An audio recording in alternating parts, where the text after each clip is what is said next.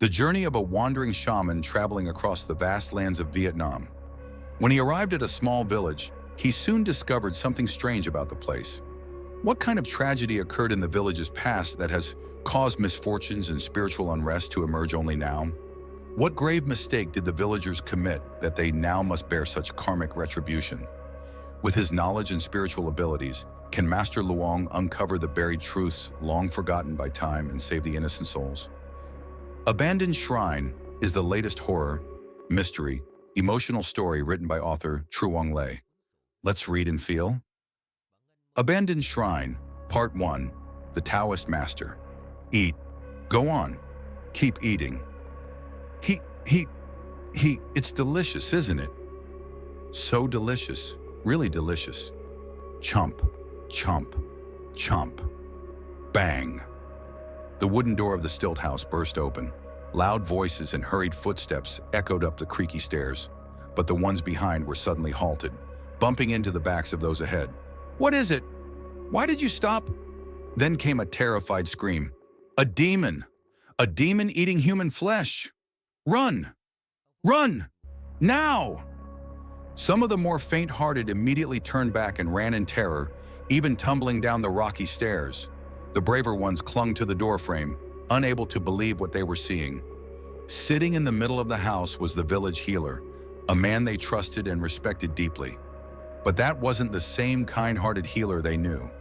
His body was soaked in blood, and at his feet lay a lifeless woman. But the horror didn't stop there. In his hand, he held a human heart, tearing into it with his teeth, chewing savagely. His eyes were bloodshot, and with each bite, fresh blood dripped from his mouth onto the floor. The heart belonged to the young woman beneath him. "Eat! Keep eating! It's delicious, isn't it? Chomp, chomp, chomp. Yes, ha, ha, ha. It's very tasty." Boom! A thunderclap shook the house gently. The man opened his eyes wide. All around him was darkness. Outside, a storm was about to break, and flashes of lightning flickered, occasionally illuminating the shabby wooden window frame. It was just a dream. No, it wasn't entirely a dream. It was a memory, a cruel, painful past that he had carried for 30 long years. A real nightmare that never faded. Creak. The door to the room opened slightly upon hearing noises outside. Under the flickering light of an oil lamp, the innkeeper nervously apologized. "Oh dear, Master Luong, did I wake you up with the noise?" Master Luong replied, "No, it wasn't you." The thunder was just too loud. The innkeeper added, "Yes, Master." The thunder struck suddenly. "Heavy rain is coming. I went to check the drainage to make sure it wasn't clogged, or else the water would flood inside. By the way, your room's window's a bit old. Since you're still awake, I'll wedge it securely. The wind might blow it open while you're sleeping." Master Luong nodded. "Thank you, innkeeper." The innkeeper stepped in, added oil to the lamp, then started wedging the window while chatting. "So you're staying just one more night, right? It's been 3 years since you last came back." Master Luong nodded slightly. "You still remember that, huh? 3 years ago, the Nguyen family's ancestral tomb had signs of spiritual unrest. Red threads appeared. They invited me to conduct a ritual for the recently deceased father. The son wanted to bury him in their ancestral land, but I found the location inappropriate. The tomb was situated right on the village's spiritual vein. If dug, it could cause not just misfortune to the Nguyen family, but the entire village. So I advised them to wait 3 years before rebuilding it. That time has come. Tomorrow afternoon, I'll be heading to Tianan Pagoda before leaving this place." The innkeeper finished wedging the door and said, "Of course I remember. Everyone knows of your reputation, Master Luong. The Nguyen family is lucky to have your help. They're wealthy but generous, and that's their ancestral merit. By the way, if you don't mind, please join my family for lunch tomorrow. I didn't dare invite you before, but I'd be honored now. I live here, but my wife's family home is near Tianan Pagoda. I'll wait for you after your visit. Would that be all right?" Seeing the innkeeper's sincere face and remembering the kindness from 3 years ago, Master Luong smiled and nodded in agreement. That night, the rain poured heavily, but by morning the skies cleared. The fresh air after the storm was cool and clean. As a token of appreciation, the innkeeper brought tea and sticky rice cakes with mung bean filling to Master Luong's room. Master Luong said gently, "This is too kind. I've done nothing to deserve such hospitality." The innkeeper quickly replied, "Oh no, it's just a small offering of my gratitude. Please enjoy the tea and cakes. If I may ask, what time will you be done with your visit to the pagoda?" Master Luong replied, "It won't take long. Just visiting the abbot and attending to a few matters. I should be done by 10 a.m. Then I'll be waiting at the path entrance. Enjoy your tea, Master." After breakfast, Master Luong packed his belongings and walked to Tianan Pagoda. In times when people barely had enough to eat, temples and shrines were often neglected. After years of war, many pagodas were destroyed by the French. Tianan Pagoda was no exception.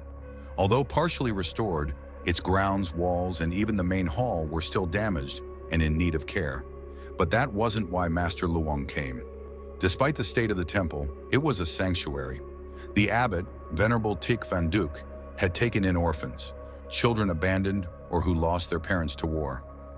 As Master Luong stepped inside, he saw the abbot sweeping fallen leaves. Bowing slightly, he greeted, "Venerable Master, it's been a long time. Are you well?"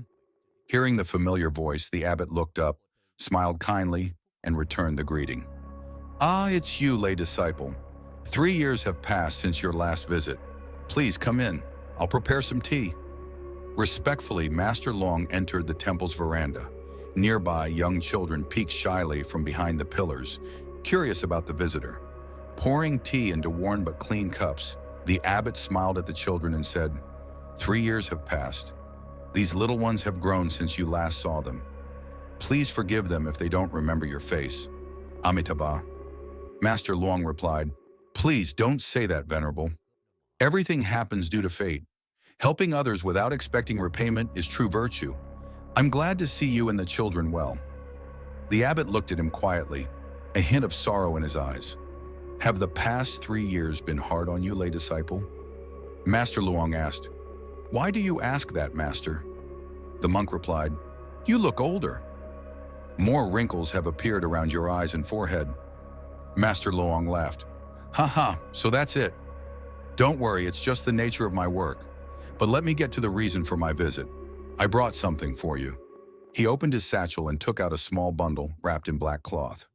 "Please accept this to support the temple."